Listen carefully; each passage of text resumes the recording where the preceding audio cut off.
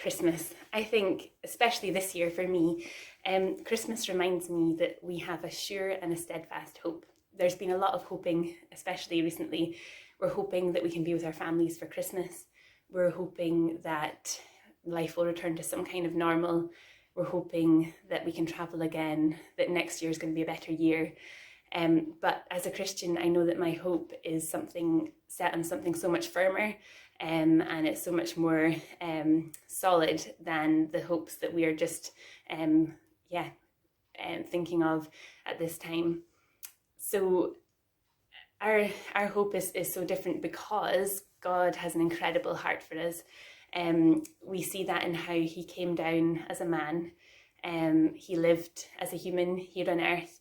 And he gave us this glimpse of what his kingdom will be like, and what life was meant to be like, where he healed diseases, he forgave sins, he loved the outcasts. And yeah, it's just beautiful to see what life will be like one day. He came and he died and rose again so that we could be reconciled to him, and that we could live with him, praising him in spirit and truth.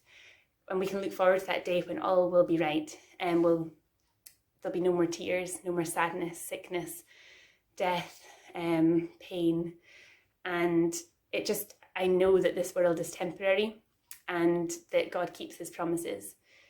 One of the things that we love to do as a family every Christmas is that we sit down together and we watch A Muppet's Christmas Carol, and I absolutely love it. It's just such a beautiful story of where this heartless, grumpy man, Scrooge, at the start is changed, and at the end he says, loving, caring man. You almost wouldn't believe that it's the same man.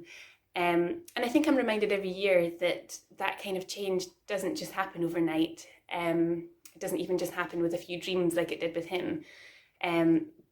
We can try as much as we can, put all our effort and energy into changing, but we need God and his Holy Spirit to do that kind of change in our lives and in our hearts.